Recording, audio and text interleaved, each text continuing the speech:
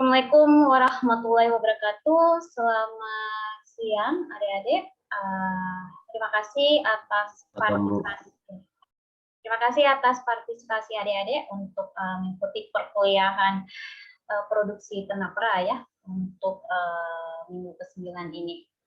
Oke, adik-adik kemarin udah melewati satu tahap ya, dari tahap penilaian dari dosen yang sebelumnya terkait dengan penilaian UTS ya dari minggu pertama sampai minggu ke-7.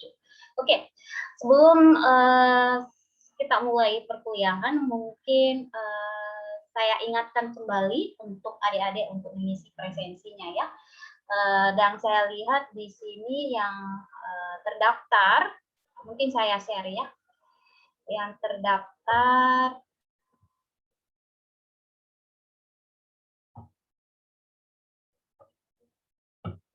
adik-adik udah bisa lihat ya. Di sini yang terdaftar untuk mengikuti perkuliahan produksi Tenapra untuk kelas kelas yang bersama Pak Yakob itu cuma 19 orang ya. Apakah ada yang belum masuk di e-learning atau bagaimana? Terus yang mengisi presensinya baru 15 orang ya. Jadi bagi yang belum mengisi presensinya, diharapkan untuk mengisi presensinya terlebih dahulu untuk sebelum mengikuti perkuliahan ya.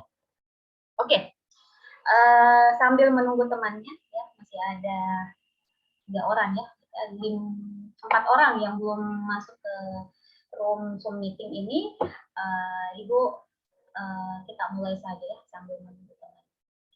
Oke, untuk materi kali ini kita akan membahas terkait dengan pemerahan ya. Tetapi sebelum masuk, jadi ada tahapannya itu adalah proses pemerahan, apa-apa yang harus dilakukan ya, mulai dari persiapan yang perlu dilakukan sebelum pemerahan ya. Kenapa?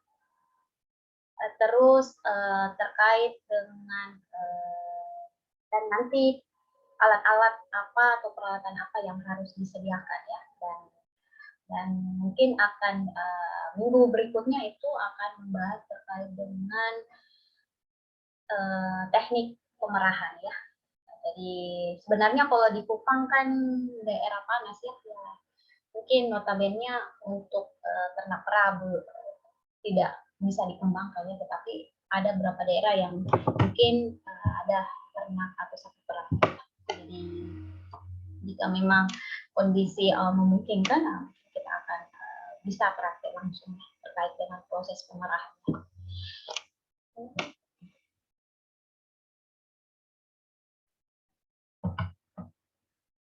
Oke, apakah adik-adik sudah melihat slide presentasi yang Ibu share?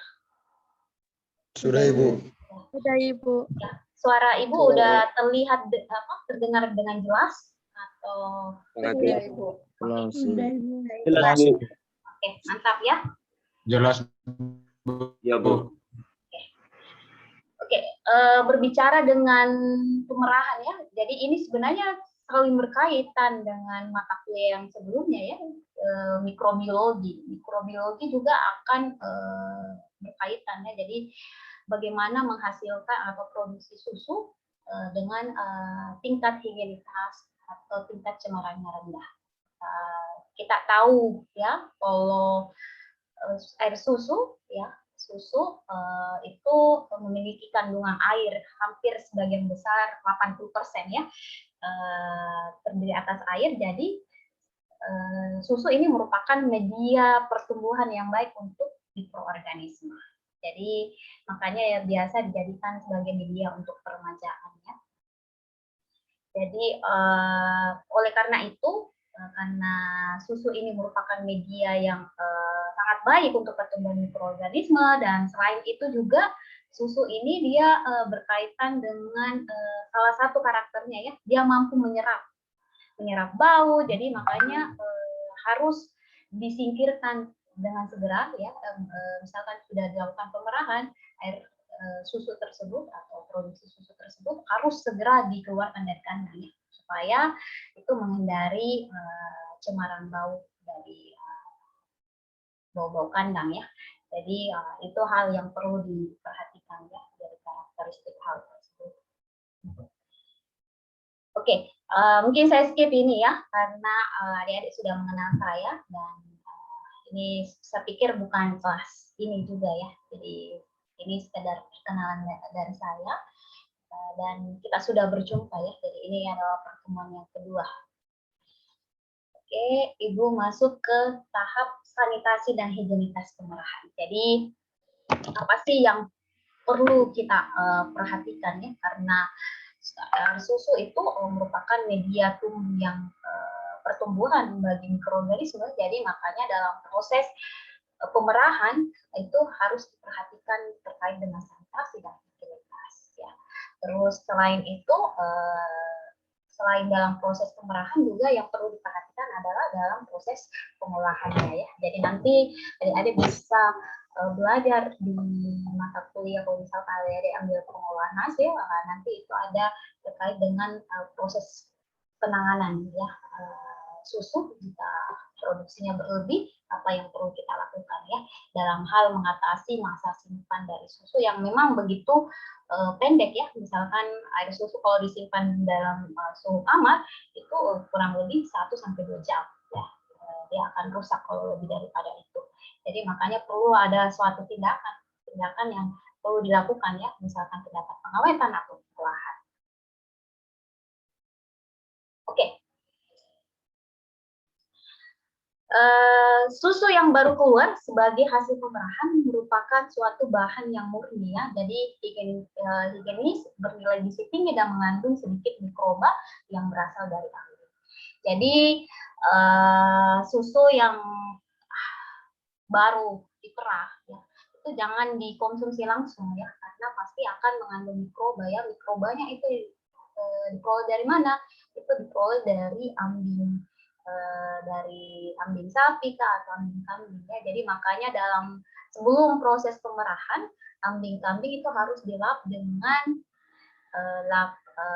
air hangat ya, lap air hangat supaya mikroba yang masih menempel di ambingnya itu bisa dinonaktifkan ya. Jadi itu untuk salah satu tindakan untuk mencegah kontaminasi dari mikroba atau cemaran-cemaran yang bisa saja ya dari yang pengaruh terhadap kualitas dari susu ya, apakah cemaran dari mikroba patogen, cemaran dari mikroba yang bersifat toksik, ataukah cemaran dari mikroba yang sifatnya sebagai pembusuk ya. Jadi itu yang akan memberikan pengaruh terhadap masa simpan atau kualitas dari susu yang dihasilkan. Jadi inilah beberapa tahapan ya terkait dengan sanitasi dan higienitas.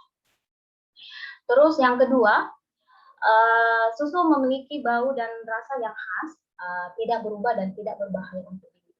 Jadi untuk dalam kategori definisi dari susu tersendiri itu dia memiliki bau dan rasa yang khas, tidak berubah dan tidak berbahaya.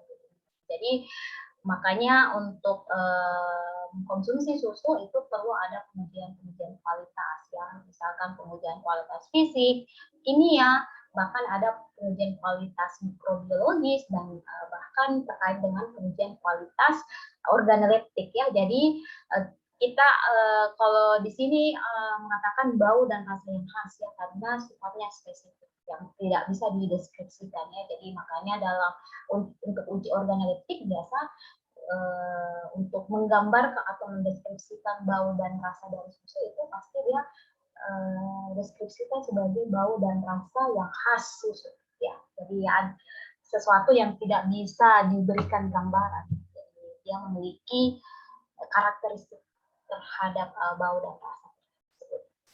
Terus yang ketiga, setelah pemerahan susu berada pada suhu kamar dan susu merupakan bahan pangan yang sangat peka terhadap pencemaran sehingga saat itu mulai mengalami penurunan kualitas. Nah, ini yang tadi Ibu bilang ya. Jadi jika susu segar yang tanpa melakukan pengawetan dan pengolahan itu kalau disimpan di dalam suhu kamar itu itu sangat cepat rusak ya. Jadi kalau dari hasil riset ya, dari hasil beberapa penelitian menghasilkan bahwa susu segar yang disimpan dalam suhu kamar itu bisa masa simpannya cuma 1 sampai 2 jam.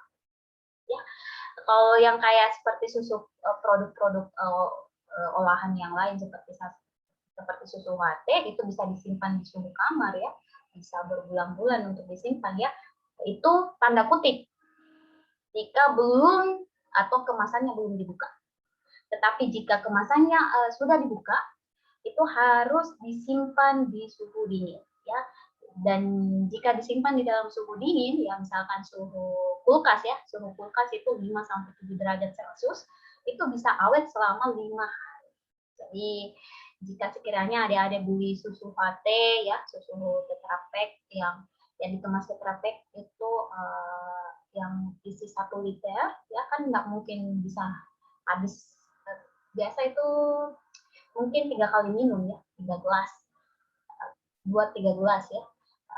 Itu pasti kan tidak diminum langsung habis kan, jadi makanya disimpan di dalam suhu kulkas 5 derajat Celcius dan itu bisa disimpan selama 5 hari. Jadi itu masa simpannya ya. Kalau sudah dibuka, tetapi kalau dia belum dibuka itu bisa disimpan di suhu kamar dan bisa awet berbulan-bulan ya, karena dia mengalami proses pemanasan ya. Jadi proses pengawetannya itu dengan menggunakan suhu panas. Dia susu latte itu mungkin suhunya sekitar 140 derajat Celcius ya. Jadi mikroorganisme yang bersifat patogen, mikroorganisme pembusuk itu bisa non-aktif ya. Jadi makanya masa simpan susu juga akan bisa lebih lama ya.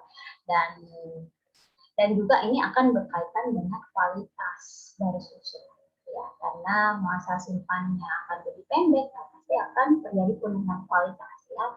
Misalkan adanya proses lisisnya protein atau lisisnya lemak ya, yang itu yang menyebabkan terjadinya off-flavor atau terjadinya penggumpalan pada protein susu akibat adanya aktivitas enzim maupun aktivitas mikroorganisme apakah bakteri ya, itu yang perlu diperhatikan. Terus poin yang keempat itu berkaitan dengan kualitas susu ditentukan oleh jenis dan kesehatan sapi serta jenis dan cara pemberian pakan, penanganan susu sejak persiapan pemerahan sampai pengumpulan susu. Jadi untuk mempertahankan kualitas susu itu sangat tergantung pada jenis dan kesehatan sapi ya. Terus bagaimana cara memberikan pakan, penanganan susu sejak persiapan pemerahan sampai pengumpulan susu, karena kualitas dari susu apakah itu terkait dengan kandungan nutrisi itu sangat berkaitan dengan jenis pakan yang diberikan. Jika itu akan berdampak kepada kualitas ya. Jadi jika dia mengkonsumsi pakan yang memiliki kualitas tinggi, itu akan memberikan pengaruh terhadap kandungan nutrisi yang dihasilkan dari susu yang diproduksi oleh sapi ya. Bisa dipahami ya. Nanti kalau misalkan adik-adik ada yang mau ditanyakan, adik-adik bisa memanfaatkan fitur raise hand dan nanti Ibu akan persilahkan. Misalnya ada yang mau ditanyakan dan kita manfaatkan forum diskusinya ya. Oke. Di sini syarat-syarat dari pemerahan ya. Jadi ada 4 hal yang perlu diperhatikan ya terkait dengan pemerahannya. Yang pertama pasti bersih ya. Jadi sebelum pemerahan yang perlu diperhatikan adalah kebersihan ya, karena air susu ini karakteristiknya itu dia cepat rusak, terus terkait hal-hal yang merupakan media pertumbuhan yang baik, jadi makanya diminimalkan untuk tingkat cemarannya ya. Jadi makanya dilakukan pembersihan kandang terlebih dahulu ya. Jadi ada istilah kandang pemerahan ya, kandang perak. Jadi ternak yang mau diperak itu digiring di kandang pemerahan, dan di kandang pemerahan tersebut harus terlebih dahulu dibersihkan. Jadi dibersihkan dari kotoran sapi dan sebagainya ya, karena air susu juga itu mampu menyerap bau ya, jadi itu yang akan berdampak pada kualitas. Ya. Terus selain kandang, yang perlu diperhatikan adalah kebersihan dari pemerahnya. Kebersihan dari pemerahnya ya. Jadi yang memerah pasti harus dia dalam kondisi bersih ya. Misalkan dia harus mandi terlebih dahulu, tangannya harus dicuci dengan menggunakan sabun dan lain sebagainya ya. Terus selain itu ternaknya harus dimandikan terlebih dahulu sebelum diperah ya. Jadi itu untuk mencegah misalkan rambut dari sapi jatuh di dalam air susu, itu juga akan berdampak kepada kualitas atau tingkat cemara dari mikroorganisme ya. Jadi akan mempengaruhi terkait dengan kualitas dan masa simpan dari susu. Terus hal yang perlu diperhatikan adalah lembut ya. Jadi untuk menghindari terjadinya radang pada ambing itu dalam proses atau teknik pemerahan itu yang perlu diperhatikannya. Jadi ada teknik-teknik terkait dengan proses pemerahan itu jadi harus dilakukan dengan lembut ya, supaya untuk mencegah terjadinya radang ambing atau memberikan dampak terhadap kesehatan pada sapi ya. Terus yang ketiga harus cepat ya, karena itu lagi kembali terkait dengan karakteristik dari air susu itu dia mampu menyerap. Jadi makanya dalam proses pemerahan itu harus cepat dilakukan ya, untuk mencegah, meminimalkan kontaminasi dan lain sebagainya. Terus yang keempat harus tuntas. Jadi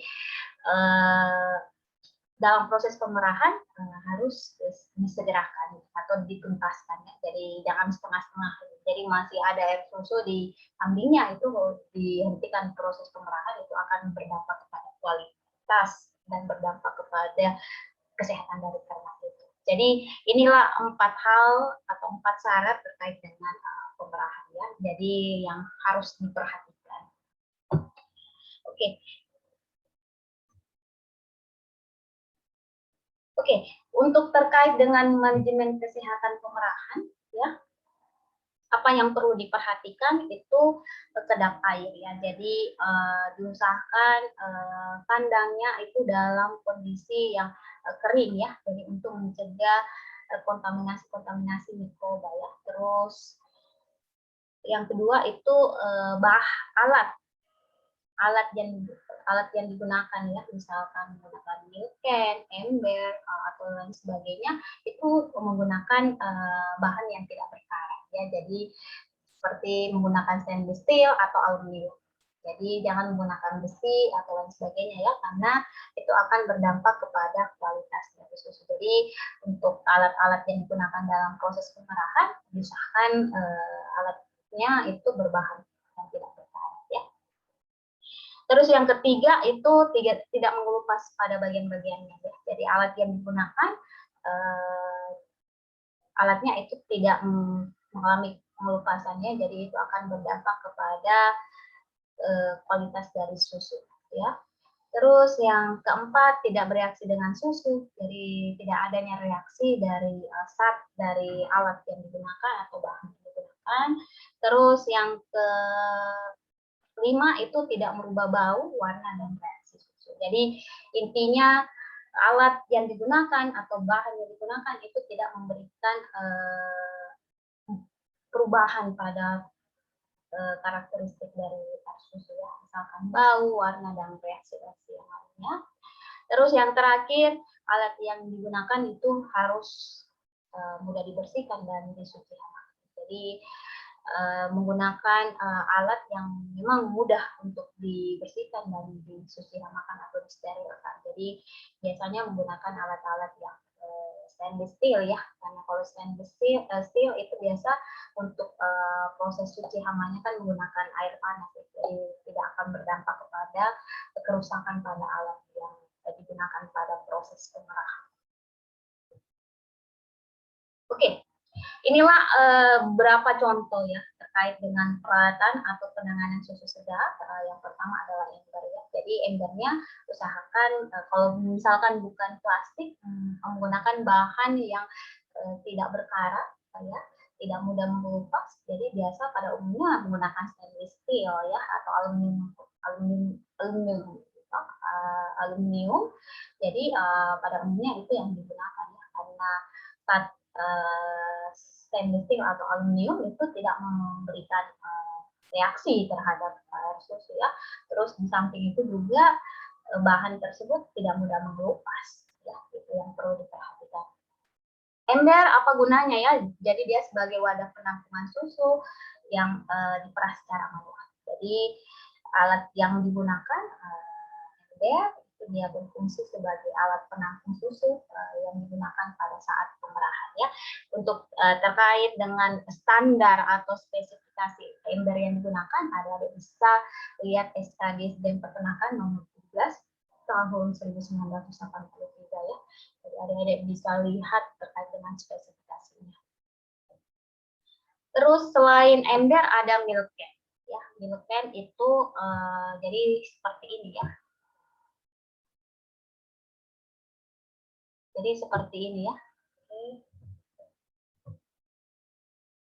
Oke, seperti ini ya. Jadi milk can sebutannya ya. Jadi sebagai alat untuk menampung dan menyimpan sementara susu hasil pemerahan untuk segera dikirim di koperasi. Jadi ember digunakan pada saat pemerahan dan nanti dari ember akan dituangkan ke dalam milk can. Jadi milk can ini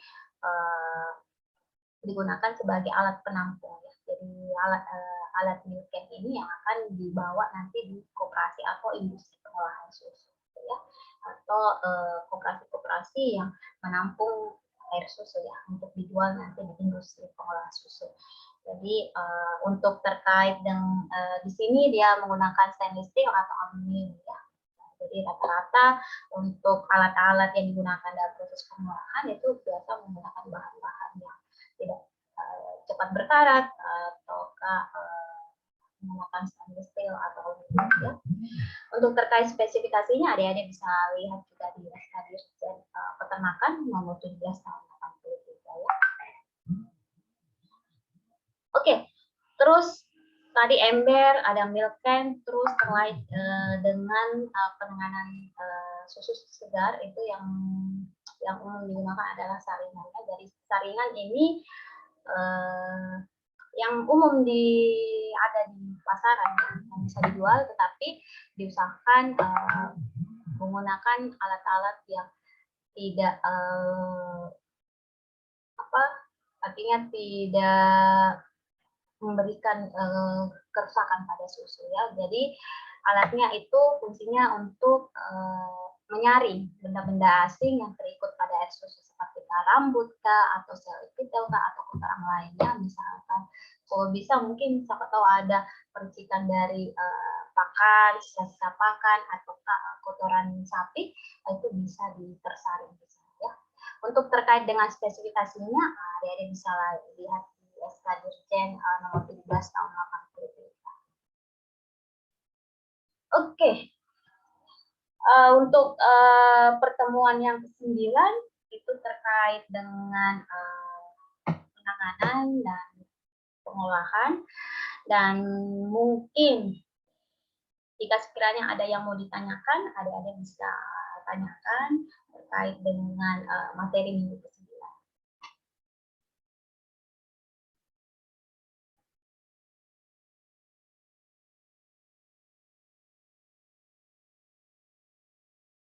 Oke, ada yang mau ditanyakan?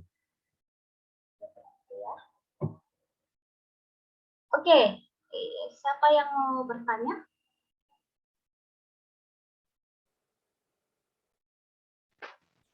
Saya, Bu. Iya, siapa? Pindinale ya? Oke, silakan. Saya, Bu. Agustinus, Bu. Oh ya, Agustinus. Oke, Agustinus ya. Baik, Bu. Saya bertanya tentang sanitasi dan higienis pemerahan, Bu. Terus? Pertama di sini ada susu yang baru keluar sebagai hasil pemerahan merupakan suatu bahan yang murni, higienis, bernilai gizi tinggi, dan mengandung sedikit mikroba yang berasal dari kambing. Nah, saya bertanyakan di sini, susu yang kita habis ini apa pemerahan ini jika kita minum apakah ada efek samping itu atau tidak ada, Bu? Oke. Siapa tahu ada temannya yang mau menjawab? Ada temannya yang mau menjawab? Yang pertanyaan teman dari Agustinus. Ya.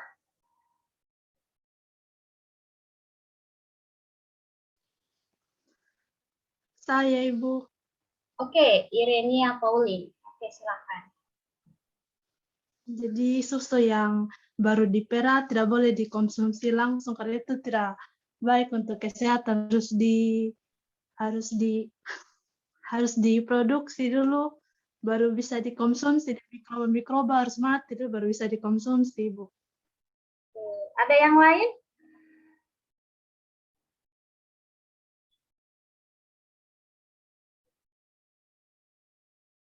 Ada yang lain bisa menambahkan jawaban dari Irenia?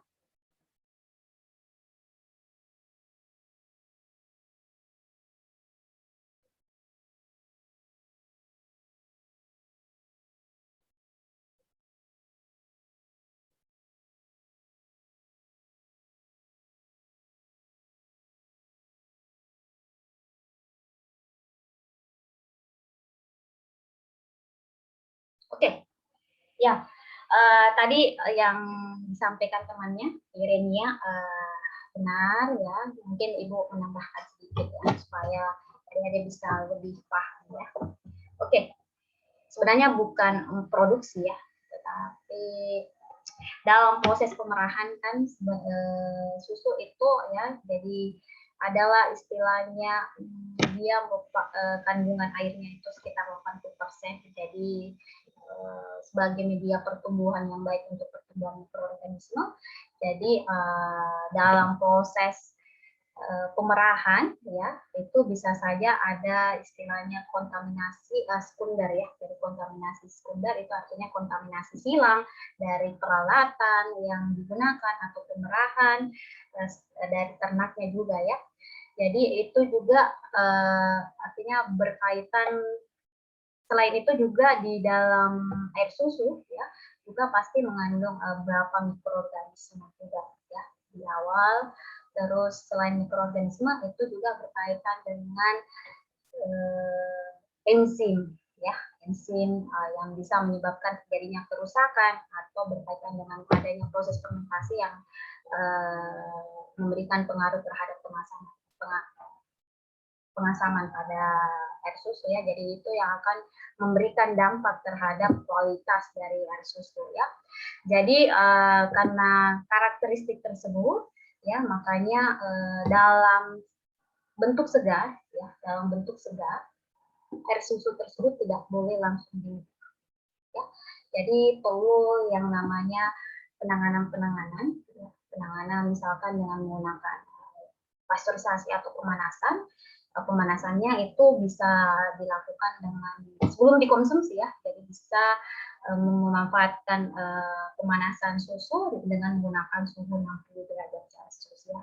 So, biasa kalau orang pengolahan hasil dia mengatakan sebagai susu dengan metode pasteurisasi, dengan metode low temperature long time ataukah dengan metode high temperature short time. Jadi metode itu yang umumnya bisa digunakan dalam skala rumah tangga. Jadi menggunakan suhu 60 derajat Celcius. Kalau LTLT ya menggunakan suhu sekitar 60 derajat Celcius dengan selama 30 menit, dan sedangkan menggunakan metode high temperature short time yaitu dia menggunakan suhu 72 derajat Celcius dengan selama 15 detik.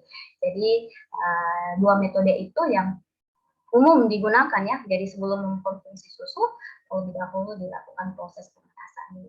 Jadi indikasi dari kesempurnaan dari proses pasteurisasi atau pemanasan pada air susu sebelum dikonsumsi salah satu indikatornya bakteri atau mikroorganisme yang menyebabkan penyakit patogen itu dapat dinafikan ya atau dinonaktifkan. Jadi dengan tindakan tersebut itu yang akan memberikan keamanan pangan bagi untuk mengkonsumsi dari susu ya. Jadi itulah salah satu hal yang perlu diperhatikan dalam proses penanganan selain dengan menggunakan suhu tinggi juga berkaitan dengan menggunakan suhu rendah ya. Ataukah bisa dikombinasikan antara keduanya. Jadi sudah pasteurisasi kemudian disimpan di suhu rendah, suhu 5 sampai 7 derajat ataukah disimpan di bawah titik beku 0 derajat Celcius, itu akan memberikan pengaruh terhadap kualitas susu dan masa simpannya. Jadi Agustinus jangan langsung dikonsumsi ya. Walaupun ada yang biasa adik-adik bisa lihat ada yang kayak susu kambing yang langsung diminum ya dalam keadaan yang tanpa harus ada pemanasan, tapi adik-adik jangan melakukan hal seperti itu karena secara ilmiah air susu juga itu ada beberapa mikroorganisme yang bisa menyebabkan patogen atau bisa menyebabkan terjadinya penyakit infeksi atau keracunan, dan ketiga itu juga berkaitan dengan mikroorganisme yang bisa menjadi pembusuk ya. Jadi makanya untuk meminimalkan cemaran mikroorganisme makanya dilakukan proses sanitasi, dan untuk dalam proses penanganan menggunakan minimal menggunakan suhu pemanasan ya, suhu tinggi yaitu sekitar 60-70 derajat Celcius dalam proses pengolahan dan penanganan ya. Dalam konteks ini sebenarnya untuk definisi dari air susu segar itu sebenarnya jika dilakukan dengan proses pemanasan masih bisa dikatakan sebagai air susu segar ya. Jadi definisinya sebenarnya air susu segar itu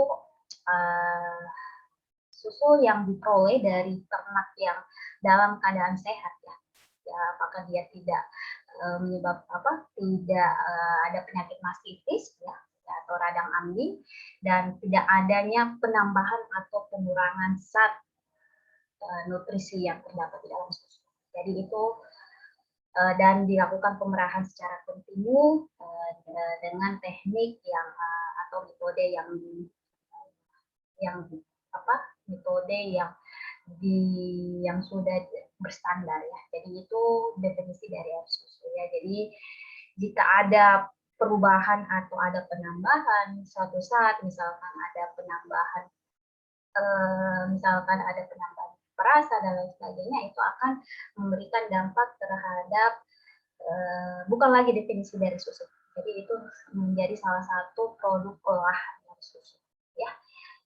Oke, bisa dipahami ya. Jadi selain tadi Agustinus ya, mungkin yang lain jangan mengkonsumsi air susu yang dalam keadaan belum dilakukan proses pemanasan ya. Jadi untuk mencegah hal-hal tersebut ya. Itu intinya. Oke, ada yang lain? Bagaimana Agustinus, bisa dipahami? Bisa, atau Bu. ada yang Terima kasih, Bu. Oke. Atau ada yang lain yang bisa yang ingin ditanyakan jika masih belum jelas terkait materi yang ke-9?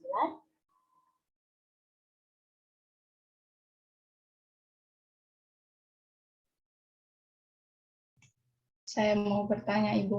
Oke, boleh. Silakan. Kalau setelah pemerahan itu biasanya ada hal-hal yang harus kita lakukan lagi, kayak Ibu misalnya membersihkan kandang atau apa yang harus kita lakukan setelah pemerahan itu terhadap sapinya sendiri maupun dengan kandang. Terima kasih. Oke, terima kasih ya. Jadi setelah proses pemerahan pasti yang perlu diperhatikan ya kan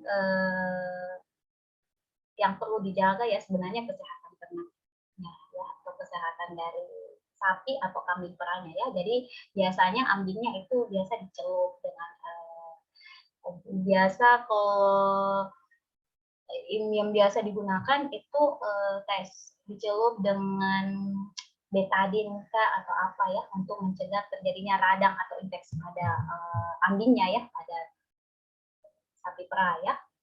Jadi itu suatu hal yang dilakukan untuk mencegah terjadinya penyakit mastistis pada ternak ya. Terus yang mungkin perlu diperhatikan ya, jika sudah dilakukan pemerahan, alat-alat yang digunakan pada proses pemerahan itu harus segera dibersihkan, harus segera disuci hamakan. Suci hamakan itu disterilkan. Ya, misalkan selain dibersihkan dengan menggunakan sabun, itu biasa disterilkan dengan menggunakan air panas ya. Jadi mikroorganisme yang terdapat di dalam peralatan itu bisa dimatikan ya, untuk mencegah terjadinya kontaminasi silang pada saat nanti digunakan. Terus kalau selain kandang setelah pemerahan ya pasti perlu dilakukan pemerahan. Perlu dibersihkan juga, sanitasi dan untuk mencegah hal-hal mikroorganisme bisa tumbuh. Gitu. Jadi itu dari ternaknya, dari kandangnya, dan dari peralatannya. Jadi harus segera dibersihkan ya. Jangan langsung disimpan, sudah digunakan tapi langsung disimpan ya, jangan. Karena itu akan berdampak pada nanti jika digunakan, nah itu mikroorganisme sebagai media tempat yang baik untuk pertumbuhan ya. Jadi peralatan yang sudah digunakan dalam proses pemerahan ataukah dalam proses penyimpanan dan jika sudah digunakan itu harus segera dibersihkan sekaligus disuci hamakan. Menggunakan kalau ada peralatannya lengkap bisa menggunakan alat sterilisasi, tetapi jika tidak biasa disiram dengan air hangat ya. Oke, bagaimana Vicentia? Terima kasih banyak Ibu. Oke, ada yang lain? Saya Ibu. Oke. Ada Bu. Indi? Ini mau bertanya Ibu. Boleh. Apakah di dalam susu itu ada bakteri-bakteri tertentu Kak Ibu? Ya, jadi ada berapa jenis bakteri ya yang terdapat dalam air susu ya. Jadi ada berapa 3 golongan ya yang kemarin kita sudah pelajari, ada berapa jenis bakteri yang menyebabkan penyakit-penyakit patogen yang bisa menyebabkan mikroorganisme yang pembusuk dan bisa menyebabkan keracunan ya. Jadi itu juga bukan dari air susunya ya yang diperoleh dari susu, tetapi biasa adanya kontaminasi silang dari ternaknya ataukah dari peralatan, jadi cemaran-cemaran sekunder. Terus selain dari bakteri juga ada enzim ya.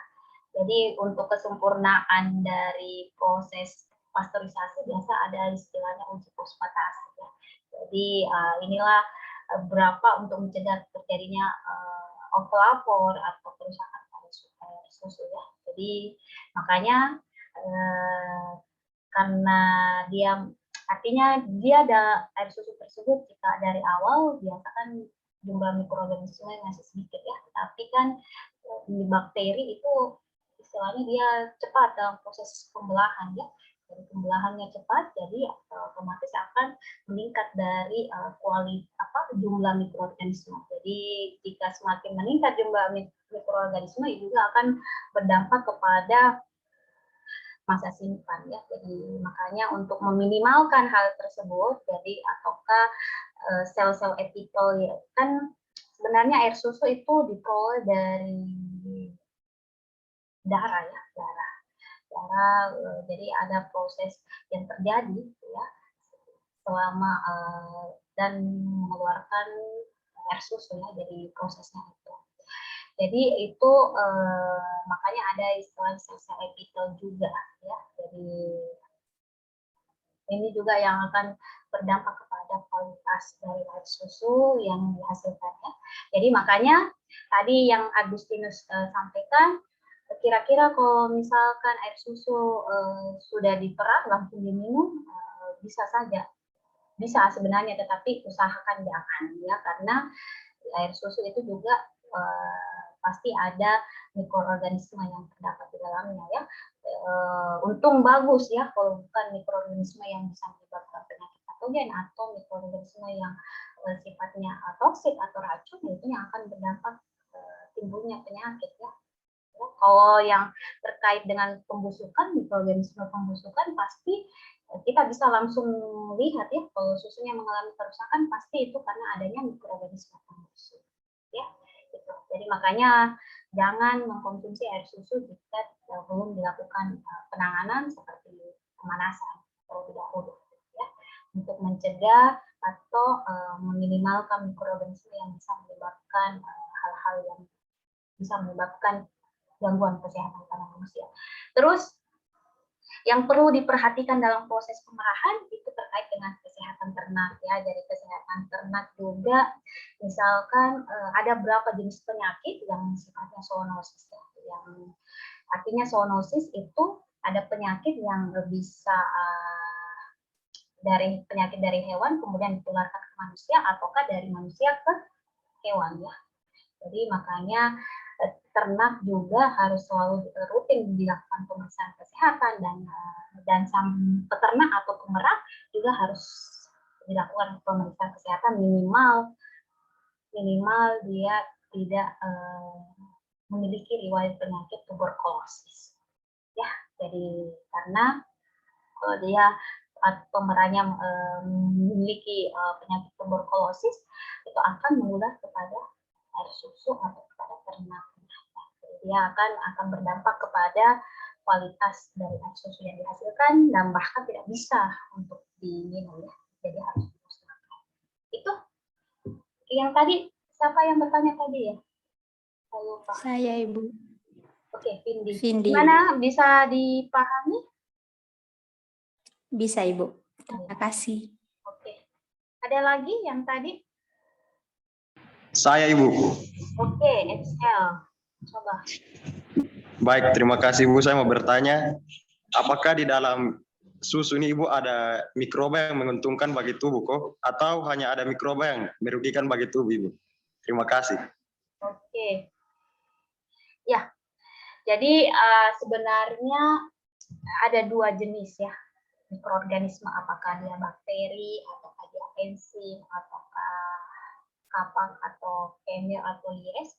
Sebenarnya di dalam susu juga ada kategori yang menguntungkan dan ada kategori yang merugikan ya. Jadi kalau di air susu juga ada istilahnya bakteri-bakteri alami ya yang bisa memberikan pengaruh yang menguntungkan ya. Biasa digunakan dalam proses fermentasi ya.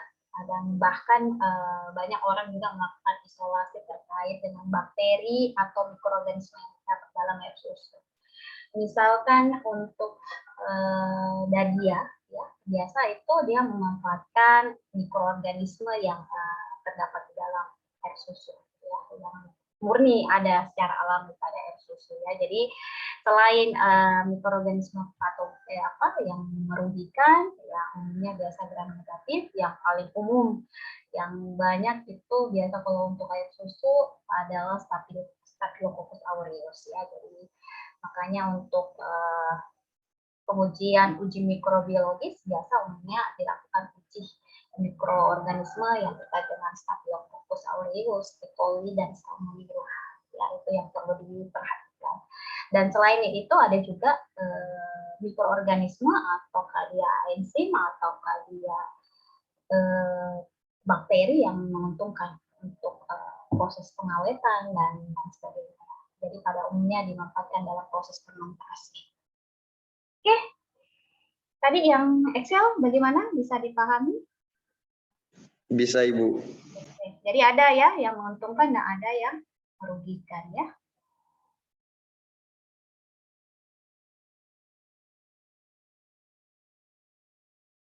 Oke, apalagi ada yang lagi?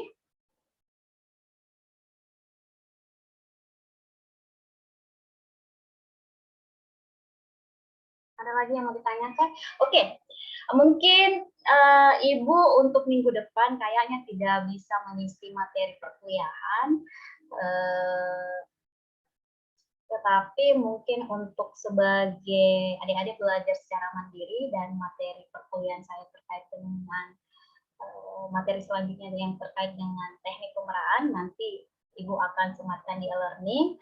Terus untuk mengisi kekosongan adik-adik selama 1 minggu, adik-adik mengerjakan tugas dan mungkin tugasnya akan saya sematkan di e-learning ya, terkait dengan jadi istilahnya ada selang, ada blended learning ya, jadi ada adik-adik bisa belajar mandiri, kemudian nanti akan nanti di pertemuan yang ke-11 itu kita masuk terkait materi selanjutnya dan akan membahas terkait dengan materi yang minggu ke-10 dengan ke-11 ya. Jadi adik-adik juga tidak memberatkan untuk tiap minggu untuk melakukan pikon dengan ibu, tetapi adik-adik saya biasakan untuk belajar mandiri ya.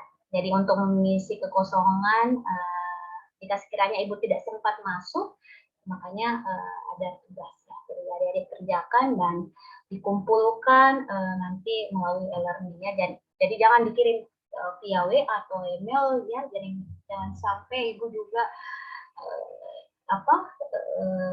tidak sempat melihat ya, bukan tidak sempat sih, jangan sampai ibu nggak sempat mencatat tugas adik-adik yang dikumpulkan lewat WA ataukah lewat email ya. Jadi makanya kita manfaatkan